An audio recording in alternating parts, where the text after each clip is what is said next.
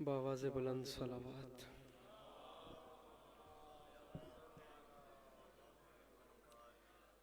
بار دیگر بآواز بلند صلوات.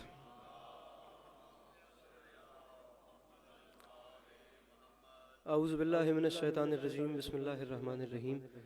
الحمدللہ رب العالمین بارئ الخلائق اجمعین. الصلاۃ والسلام علی النبی الامی المکی المدنی الاتحاد التہامی سید البہی والسراج المضی والکوکب الدری بارئ الخلائق والسکینہ المدفون بارض مدینہ ابی القاسم محمد بآواز بلند صلوات.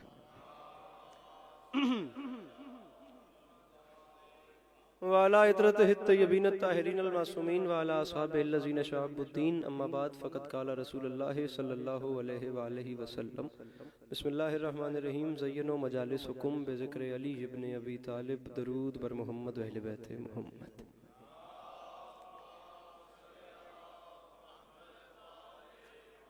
دعا ہے پروردگار عالم بانیان مجلس کی تمام حاجات کو پورا فرمائے. اس عزت والے دربار سے کوئی بھی خالی دامن نہ جائے. بار الہ یہ جو ہاتھ بلند ہیں سخی حسین کے ہاتھوں کا واسطہ، تجھے تیری عزت کا واسطہ، مستقبل میں اس مظلوم قوم کو دہشت گردی کے عذاب سے محفوظ فرمائے. امام حسین سرکار عزاداروں کی حفاظت فرمائے. اس مجمع میں بندہ کوئی بھی ایسا نہ ہو جو آمین کہہ سکتا ہو اور وہ بندہ اس دعا پہ آمین نہ کہے. آمین کہہ کے ثواب میں شریک ہو جائیے گا. بار الہ تجھے واسطہ تیری عزت کا اس نازک اور پرآشوب دور میں امت مسلمہ کو ایک ہونے کی توفیق عطا فرما. بار الہ تجھے واسطہ تیری عزت کا اس مشکل دور میں شیعہ سنی بھائیوں کو اتفاق اور اتحاد کی نعمت سے نواز.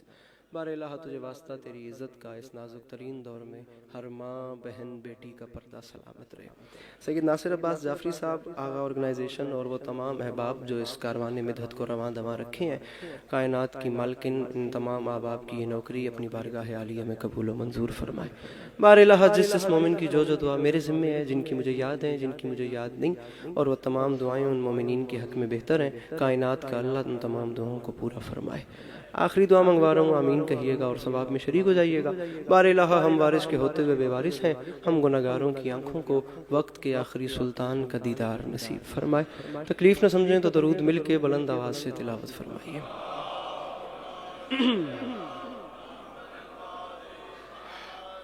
بار دیگر تکلیف نہ سمجھیں تو ایک چھلکتی ہوئی صلوات تلاوت فرمائیے. اللہم صلی علی محمد و آل محمد وعجل فرجنا. اجازت ہے نوکری شروع کی اجازت؟ مولا آپ کو سلامت رکھے، مولا آپ کو کبھی کسی کا محتاج نہ کرے. امام حسین علیہ السلام آپ تمام عزاداروں کا قدم قدم چل کے آیا قبول فرمائے. اجازت لے کے نوکری شروع کی ہے. جتنے اچھا پڑھنے والے تھے وہ سب مجھ سے پہلے پڑھ گئے، اور انشاءاللہ یہ جتنا اچھے پڑھنے والے احباب ہیں ان تمام کو بھی میرے بعد اپنے اپنے حصے کی حاضری لگوانی ہے. تو لمحہ بھی ضائع کیے بغیر جہاں جہاں سے مومنین کا جو کچھ حکم ہے بس وہی نوکری، زندگی باقی، ملاقات باقی. یا علی مدد. مصرع عرض کر رہا ہوں کہ لکھو یہ ابن عوام کو بس حسین گھر سے نکل رہا ہے. لمحہ بھی ضائع نہیں کیا، بات میں نے شروع کر دی. اب دیر آپ لوگوں کی طرف سے، میں اس سے زیادہ جلدی تو ہے نہیں.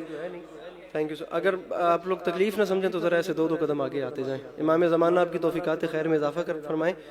بخدا میرے لیے نہیں، میرے بعد جو پڑھیں انہیں اگر اچھا ماحول مل گیا تو مزید آپ ذرا ایسے دو قدم اگر آگے آ جاتے تو ذرا بہتر ہو جاتا. آپ لوگ بھی اگر تکلیف نہ سمجھیں تو ایسے دو قدم. نیاز حسین جو آگے بیٹھے ہیں بھلے بیٹھے ہیں. مولا سلامت رکھیں، مولا اپنی حفظ و امان میں رکھیں، اور یہ آوازیں ایسے ہی بلند ہوتی رہیں. در حسین پہ ملتے ہیں ہر مزاج کے لوگ. گزارش میری آپ کو بس آپ نے توجہ رکھنی ہے اپنی، باقی دوسری کوئی ڈیمانڈ ہی نہیں ہے میری. بس توجہ آپ نے اپنی رکھنی ہے. وہ آپ کے چہروں سے مجھے بابا جی پتہ چلتا رہے کہ میری بات آپ لوگوں تک پہنچ رہی ہے. ٹھیک. باقی آپ لوگوں کا بیٹھنا، یہاں آپ کچھ نہ بھی کریں تو یہاں بیٹھنا بھی عبادت ہے. یہ جو آپ لوگ سائڈ پہ بیٹھے ہوئے ہیں ٹیک لگا کے، آپ لوگوں کا بیٹھنا بھی، صرف بیٹھنا بھی عبادت ہے. یہ جملہ علی عباس عسکری کا تو نہیں ہے. چھٹے تاجدار ولایت فرما گئے تھے جو لوگ ہماری محفلوں میں بیٹھتے ہیں نا اور ہمارے نام کے نعرے لگاتے ہیں، جن محفلوں میں ہمارا ذکر ہوتا ہے نا، وہاں ہم سننے والوں کی سانسوں میں شفا بھر دیتے ہیں. گزارش میری آپ کو مولانا صفدین بس ان سے بھی اجازت لے کے یہاں بھی مولانا تشریف فرمائیں، ادھر بھی تشریف فرمائیں، تو علماء سے دعائیں سمیٹتے ہوئے اور علماء کے سائے میں بس آپ لوگوں کو تھوڑا سا فریش کر کے یا علی گزارش کی ہے، لکھو یہ ابن عوام کو بس حسین گھر سے نکل رہا۔ 27 رجب دربار ولید میرے مولا حسین شہنشاہ بادشاہ آئے، بخدا جو حکم ہے صرف وہ پورا کروں، میرے مولا حسین شہنشاہ بادشاہ آئے اور اب تاریخ آپ سب کی سنی سمجھی پڑی ہوئی ہے۔ اس نے کہا جی یہ یزید کا خط ہے، اور اس نے کہا یا حسین بیعت کرے یا جنگ کرو، تو اب آپ کا کیا فیصلہ ہے؟ میرے مولا شہنشاہ بادشاہ نے خط پڑھا، جواب دینا مناسب ہی نہیں سمجھا، وہیں پھینکا اور واپس چلے۔ ولید نے کہا حسین آپ تو جا رہے ہیں، آپ جانتے ہیں میں یزید کا نوکر ہوں، میں اسے جواب کیا دوں؟ علی کے لال نے ولید کی آنکھوں میں آنکھیں ڈال کے کہا پریشان، پہلے مصرے پہ دعا ہو گئی، یہ دیکھنا ہے وہ دنیا کے کس کونے سے اٹھ کے کس کونے میں آ گئے، سفر برباد ہو جائے گا۔ خدا کا واسطہ کو 3-4 سال کے بعد یہ مجلس ہو رہی ہے تو کسی بھی پڑھنے والے کو ضائع نہ کیجیے گا، اپنے چہرے پہ مسکراہٹ رکھیے گا، بس اتنی مانگ رہا ہوں، ورنہ مصرع سمجھ آ گیا تو بے ساختہ بول پڑیں گے، دوسرا مصرع ہی اتنا قیمتی ہے۔ مولانا صاحبان دعا فرمائیں گے، جواب کیا دوں؟ فرمایا لکھ دے یزید کو، حسین اعلان کر رہے ہیں، لکھو یہ ابن عوام کو بس حسین گھر سے نکل رہا ہے، اسے لکھو کہ ہمارے حر کا ضمیر کروٹ بدل رہا۔ جو ہاتھ بلند کر سکتے ہیں اور رخسار سے جی فرمایا لکھو، جو پیچھے بیٹھے ہیں کوشش کر کے مل کے حیدری لکھو یہ ابن عوام کو، لکھو یہ ابن عوام کو بس حسین گھر سے، لکھو یہ ابن عوام،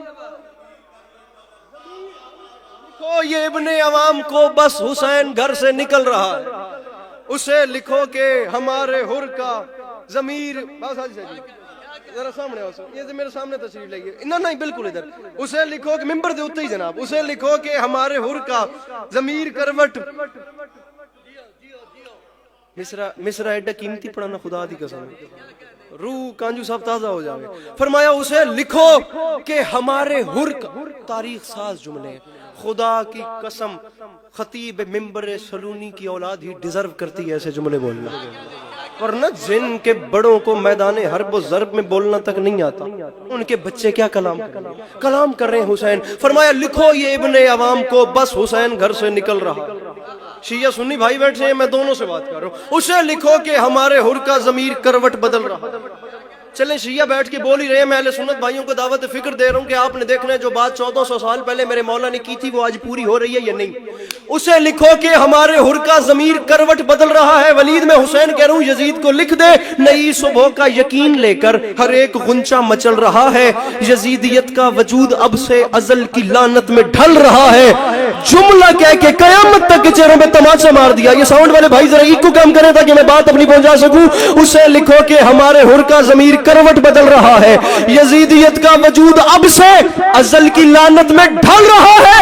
یزید اسے لکھ دے، میں حسین اعلان کر رہا ہوں بنا رہے گا نشان عبرت، میں شکل ایسی بگاڑ دوں گا، وہ بات بیعت کی کر رہا ہے، میں اس کی نسلیں اجاڑ دوں گا۔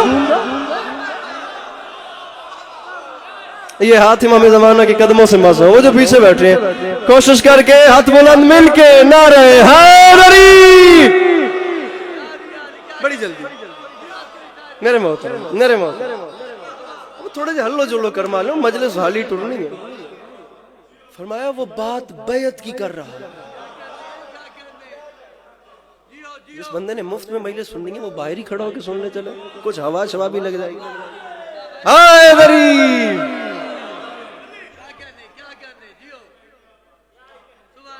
اب میں بخدا کہہ رہا ہوں کہ میں یہاں سے یہاں چل پڑا، وہ دامن وقت میں گنجائش نہیں ہے، ذکر کی قسم نعرہ نہ لگاتے تو کبھی نہ پڑتا، اب نعرہ لگایا ہے تو یا چھیڑنا نہیں تھا یا چھوڑنا نہیں، ٹھیک ہے۔ وہ بات بیعت کی کر رہا ہے، میں اس کی نسلیں اجاڑ دوں گا، بالخصوص بطور خاص سادات عظام جو تشریف فرمائے سماعت۔ اس نے کہا حسین اتنی زیادہ تکلیف کرنے سے بہتر نہیں ہے کہ اس کے ہاتھ پہ ہاتھ رکھ دے۔ بیعت ہے کیا؟ صرف یہ ہاتھ پہ ہاتھ رکھ کے اعلان کرنے کے آج کے بعد اس وجود کی کائنات تیری ہے، یہ ہاتھ ہے، اس کا اوپر ہاتھ رکھ دیں، کیا ہوتا ہے؟ سمپل سا کام ہے۔ قبلہ سبطین کاظمی صاحب آپ عالم دین ہیں، آپ نے دیکھنا ہے کتنی گہری بات، ہاتھ پہ ہاتھ رکھیں کیا ہوتا ہے؟ فرمایا جاہل تجھے کیا پتا کہ یہ ہاتھ کیا ہے؟ دیکھیے عباس میں تجھے کیا پتا کہ یہ ہاتھ کیا ہے؟ اس نے کہا بتا سکتے ہیں کہ یہ ہاتھ کیا ہے؟ اب بتا رہے ہیں حسین، سننے والے ہیں تمام یزیدی، دربار ہے دشمن کا۔ حسین فرماتے ہیں ادھر دیکھ، اب تو نے پوچھا ہے تو سن، تجھے بتاتا ہوں یہ ہاتھ کیا ہے۔ یہ فرنٹ والے میرے ساتھ ہیں، وہ پیچھے والے، وہ پیچھے والے بس اتنی تکلیف کریں کہ ان کی بات آواز میرے تک آ جائے۔ تجھے کیا پتا یہ ہاتھ؟ اس نے کہا بتائیں یہ ہاتھ کیا ہے؟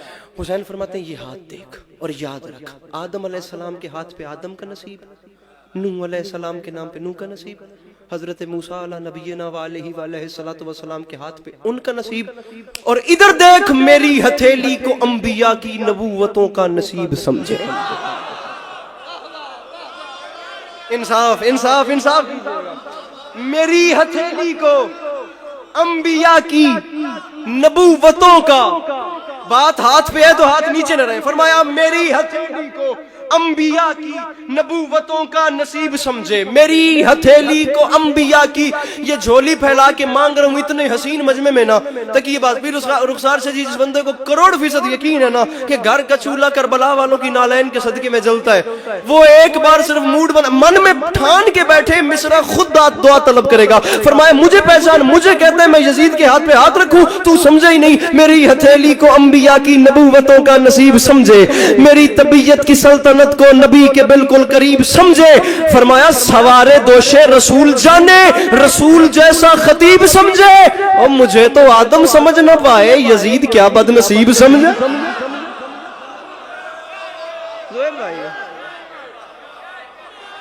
فرمایا مجھے تو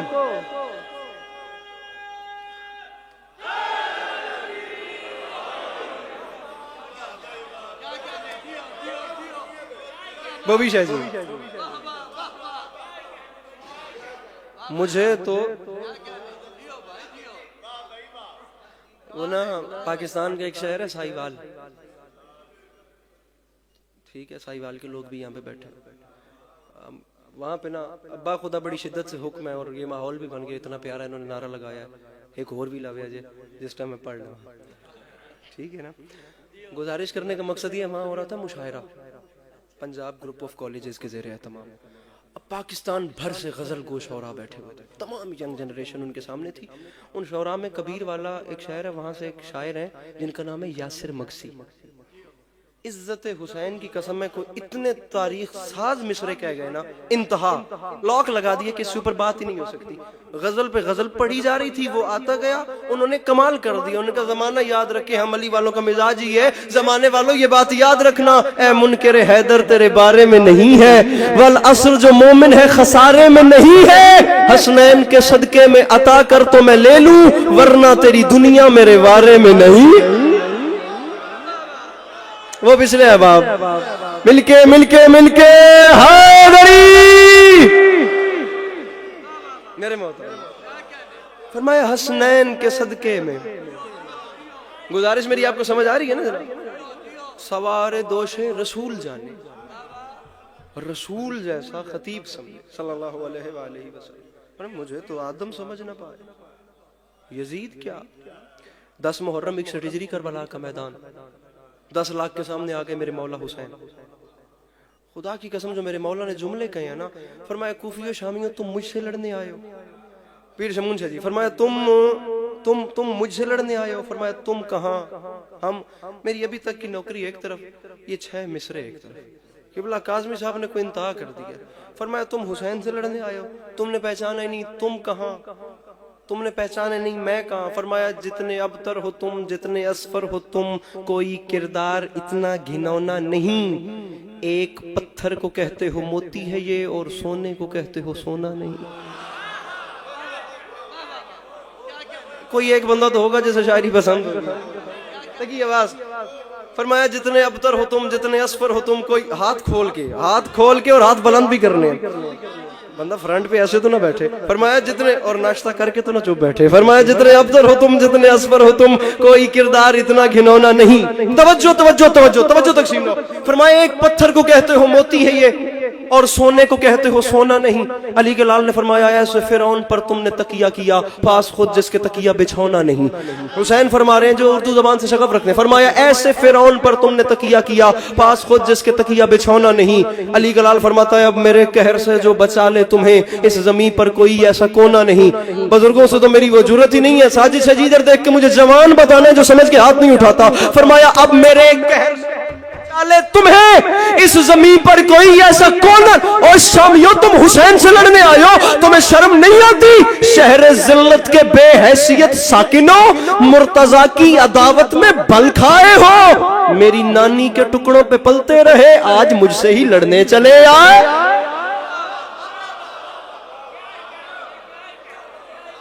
فرمایا شہر ذلت کے, فرمایا شہر ذلت کے بے حیثیت ساکنوں,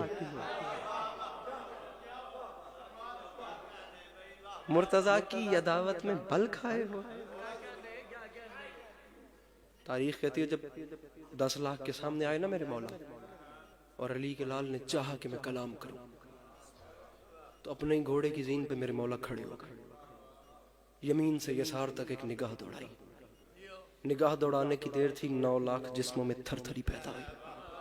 فرمایا تم مجھ سے یاد ہی نہیں کہاں کہاں کتنی دعائیں ہوئی ہیں, اللہ کرے میں سادات عظام کو سمجھا سکوں اور بابر خواجہ جی مجھے وہ قیمت مل جائے جو یہ جملہ حقدار ہے جتنا. فرمایا تم مجھ سے لڑنے آئے ہو, مجھے اکیلا سمجھ رکھا ہے, تم 9 لاکھ ہو. فرمایا یہ بات یاد رکھنا, تم 9 لاکھ کو نا جہنم پہنچانے کے لیے حسین کو فقط جنازے پڑھنے کی نیت کرنی پڑے گی.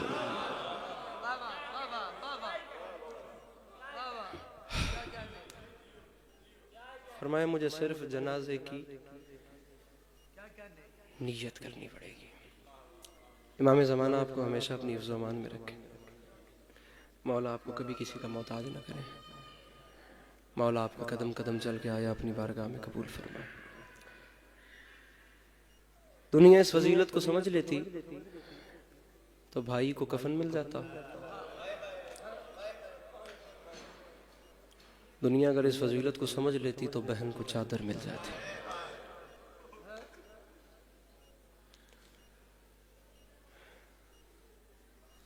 دو مصرے مصائب کی ابتدا میں پڑھتا ہوں, اور باخدا ممبر پہ وعدہ ہو گیا میرے بعد میرے محترم کو پڑھنا ہے, اور مصائب کے حوالے سے امام حسین شہنشاہ بادشاہ نے ایک اپنا وہ حساب ایک رنگ عطا کیا ہے. اگر حق ادا ہو گیا تو باخدا ان 2 مصروں پہ سلام کر جاؤں گا, نہیں تو 2 جملے مجھے اور پڑھنے ہیں. اور یہ آئے مصرائے کہ ظالم نے کیا ظلم بڑے جور و جفا سے. بسم اللہ. ظالم نے کیا ظلم بڑے جور و جفا سے. میں ایک مرتبہ مصرع پھر پڑھتا ہوں تاکہ آپ آمادہ ہو جائیں. دوسرا مصرع میں سمجھا سکوں. مصرع اتنا دردناک ہے کہ میں چاہتا نہیں کہ کسی ایک بندے کی بھی بے توجہی رہے. اب آپ میری طرف دیکھیں تاکہ میں مصرع پڑھوں. مصرع ظالم نے کیا ظلم بڑے جور و جفا سے, دکھ اس بات کا ہے خنجر کو پہنچتا رہا بہنوں کی ردا سے.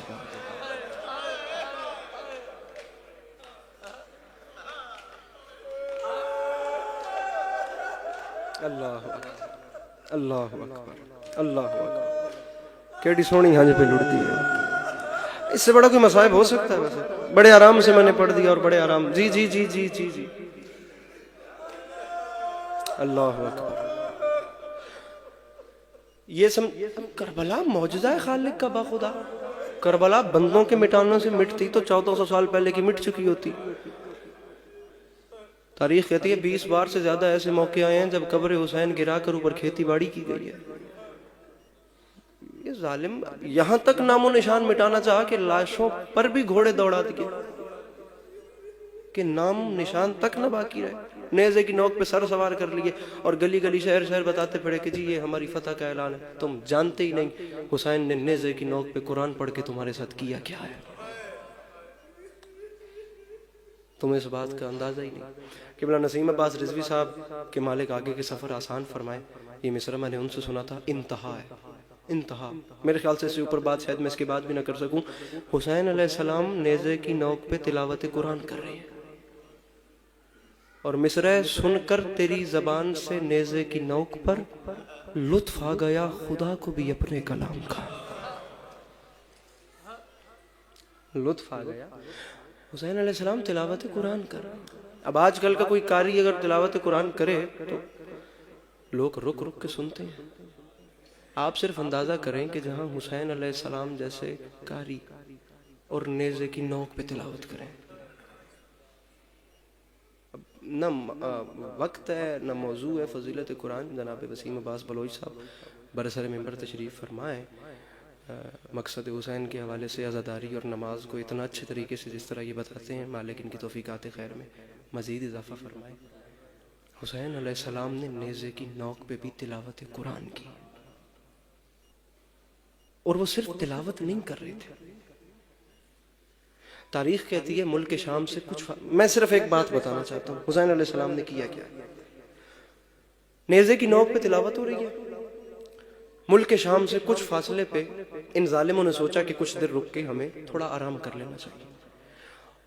سامعین گرامی، جس جگہ کو آرام کے لیے چنا گیا وہ جگہ دراصل ایک عیسائی کا باغ تھی. اب اس باغ کے بیچ میں نیزے کھڑے کیے گئے، سادات کے قافلے کو روکا گیا. نیزے کی نوک پہ سر اور سید الشہداء کا سر تلاوت قرآن کر رہا ہے. ایک منظر ذہن میں رکھیے گا اور یہیں سلام کرے گا.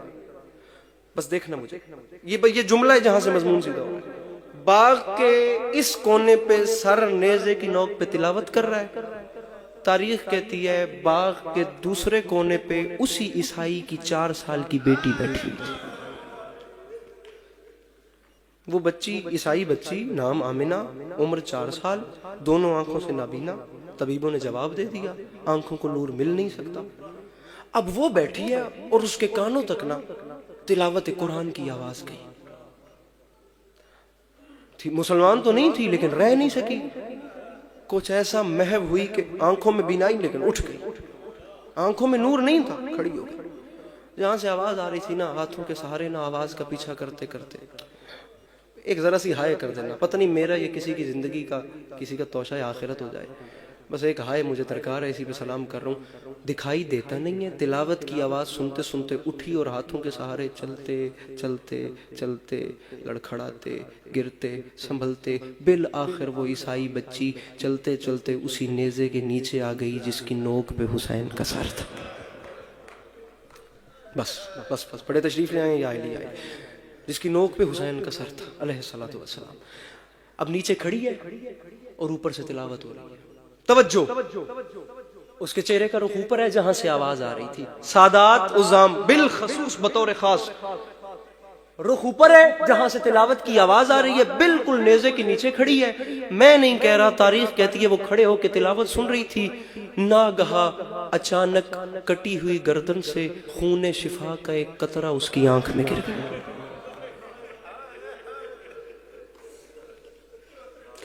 اب ایک فطرت ہے، جب خون کا قطرہ گرا نا تو اس نے ہائے ہائے ہائے اس نے نا آنکھوں پہ ہاتھ ملے.